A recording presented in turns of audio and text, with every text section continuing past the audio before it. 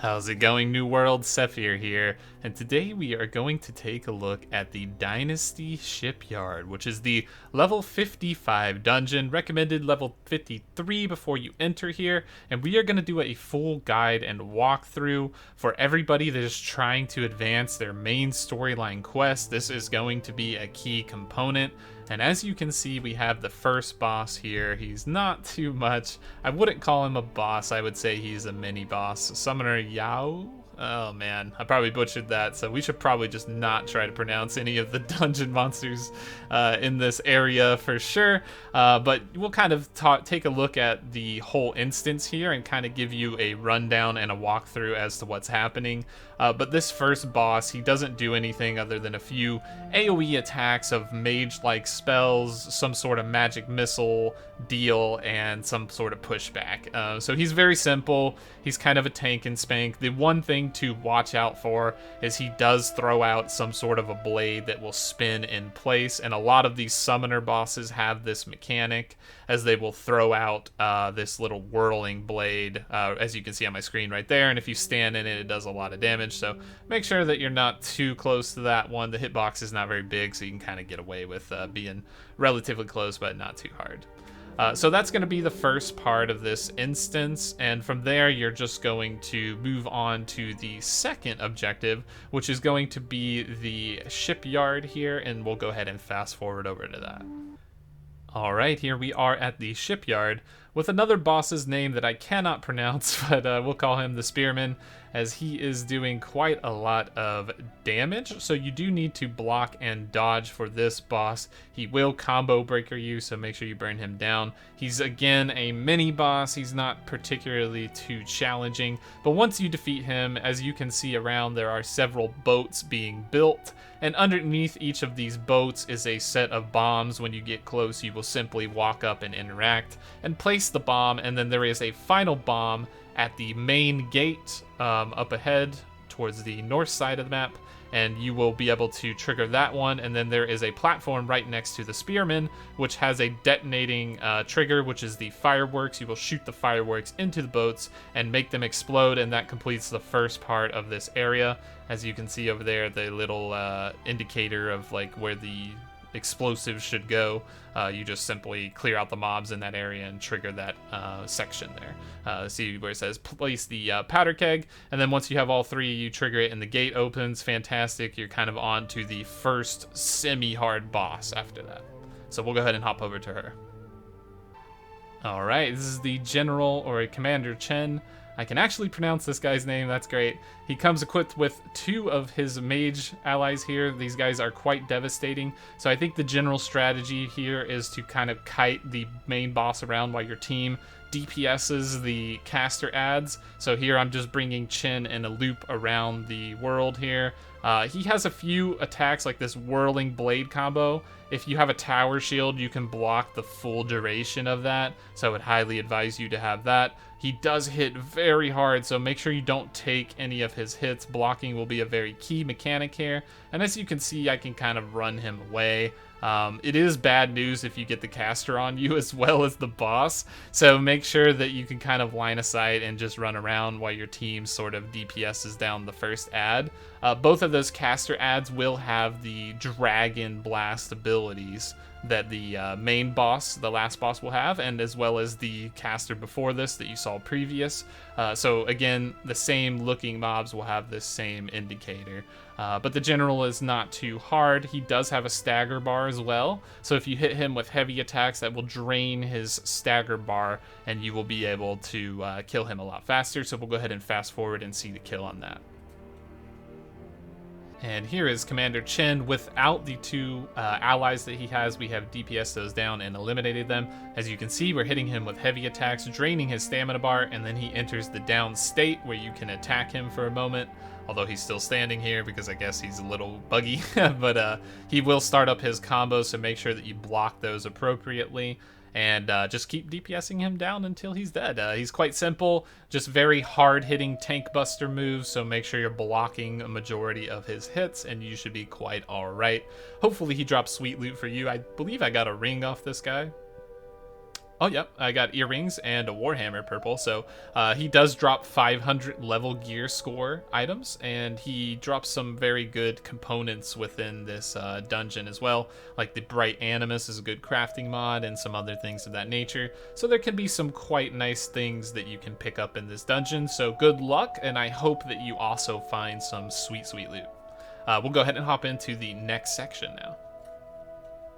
All right, in the next section, you'll find Lieutenant Bolin, who is a shield user. Just go ahead and heavy attack him to break his guard, and then you can actually DPS on him. He's quite tanky, but it's no big deal. He is also right next to the next event in the dungeon, which is going to be a powder keg in the shipyard.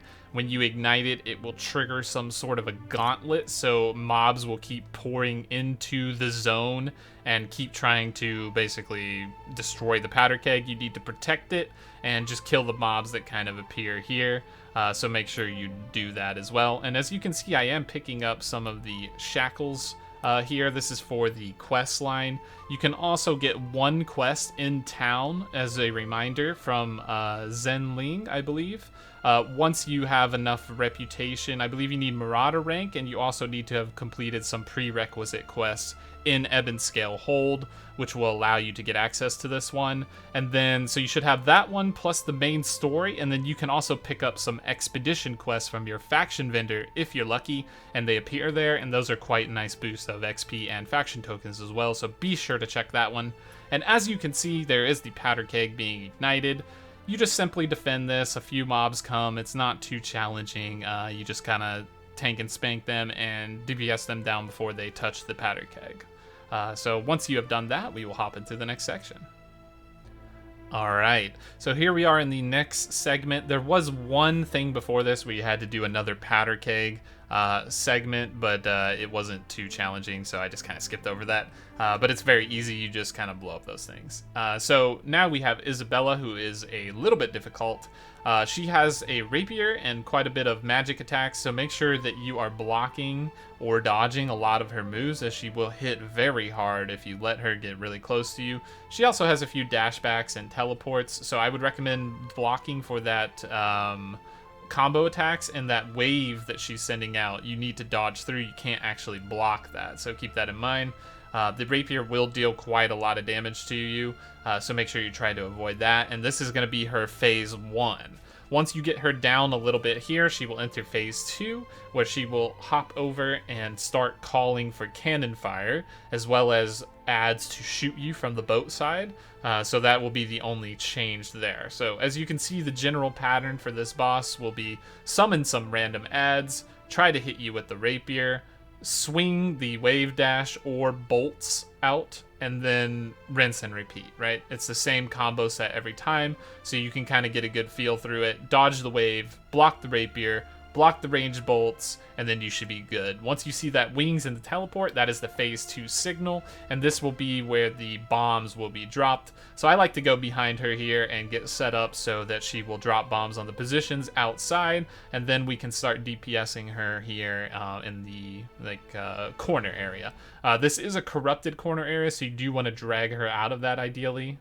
She will periodically keep calling for cannon fire, as you'll see her stand still and sort of like motion into the sky, and that's a pretty good indicator that's coming. So just be ready to run. Right there, you can see it, and then there the cannons fire in the background. Boom, it all lands, and then you get out of that area and drag her away from that side.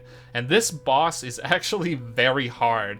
I think it might be harder than the last boss of this dungeon, so just be prepared to have a good healer and a good tank into this encounter. And I would even recommend having an off tank here, because being able to deal with one of these next phase coming up is going to be very important to have an off tank, or at least a really good main tank. She is going to summon 2 dog adds, and you need to deal with both of them at the same time.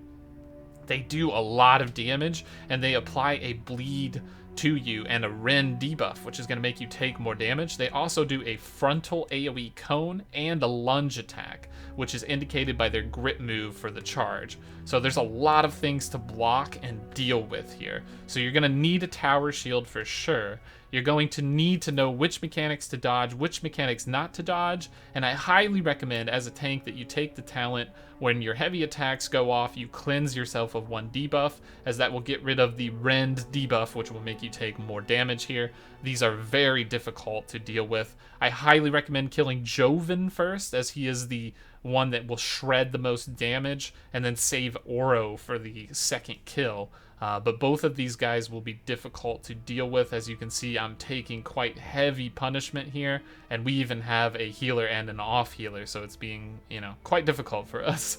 So just keep that in mind before you come into the dungeon. These mobs, I believe, are corrupted. The entire dungeon is. So if you can bring a corrupted coated elixir or weapons with corrupted damage on it, even have corrupted trophies in your house, that will also help you a significant portion here. And remember that corrupted do have a weakness to certain damage types too.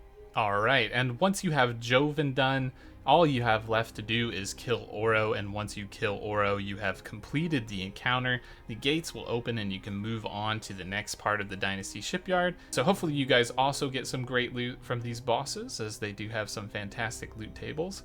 I think I got an epic from this one.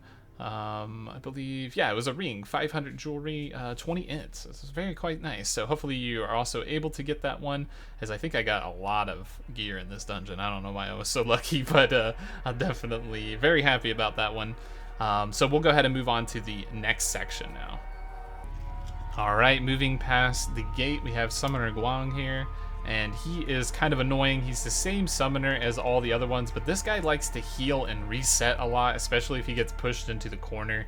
So just be aware of that. He's super obnoxious. So hopefully he doesn't give you guys too much trouble, as I think when we did this a few times in the past, he did heal to full a couple times and just like full reset on us. But there are a few other summoners in this area, I believe, that you can kill, which are parts of quests and things of that nature. So you can go ahead and find them and kill them if you wish. As you can see, there's that full heal. I don't know what's causing that, if it's like some sort of mechanic, but these guys seem to do some weird stuff sometimes, and we're not really sure what that's all on about. But eventually you'll be able to kill him. Just watch for ads from the side. As you can see, a few people pouring in here. We were able to just kind of clean them up.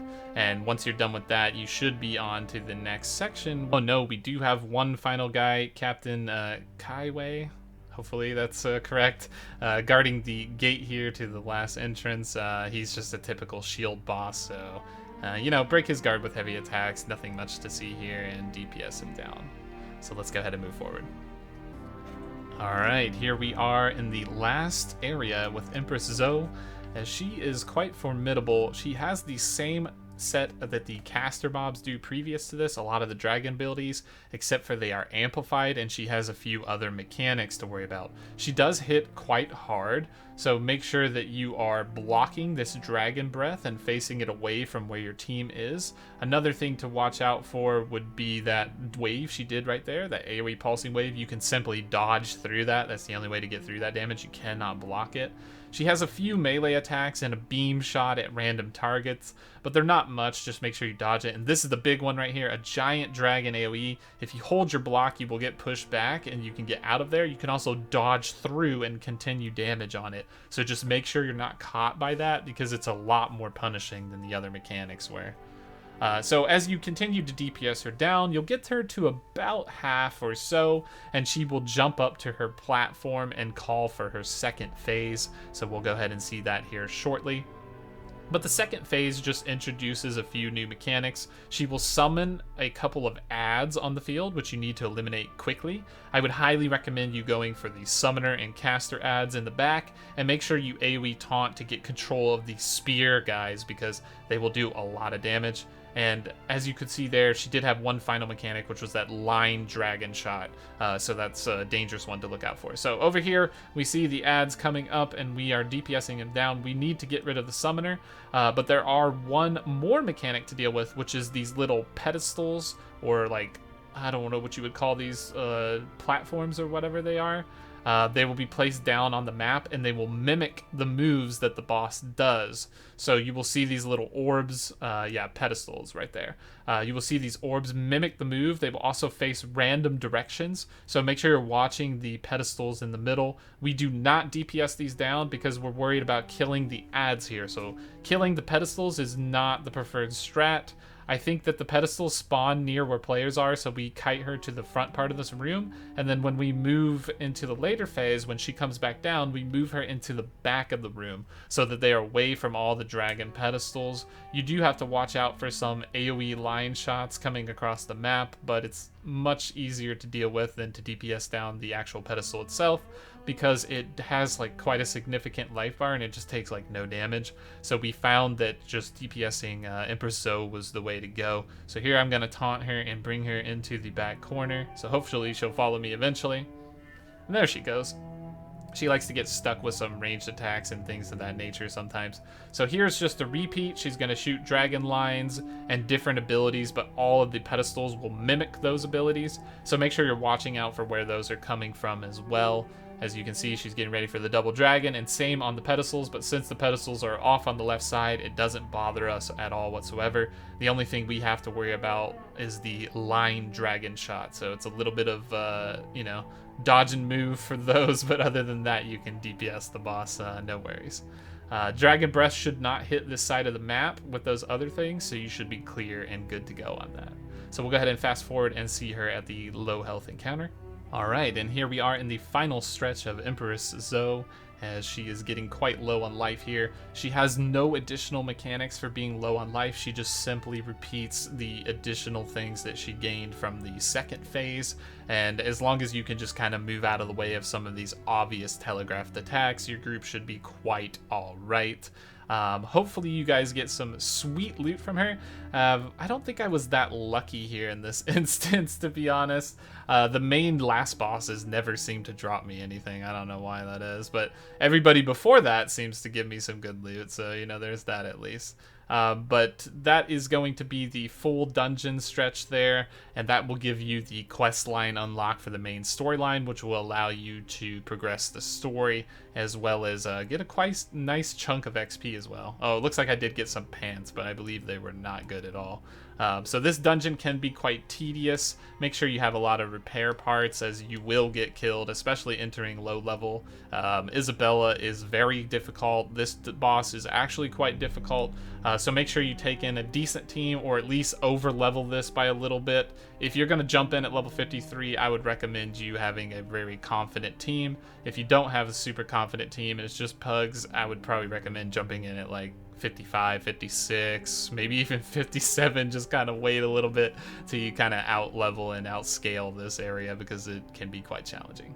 Okay, well, I hope this helped everybody on their way to level 60, and if you did enjoy this content or appreciate things like this, make sure to subscribe, like, and hit the bell. We also have a Discord and a join button, so appreciate everyone's time, and thank you for watching. We will catch you in the next video.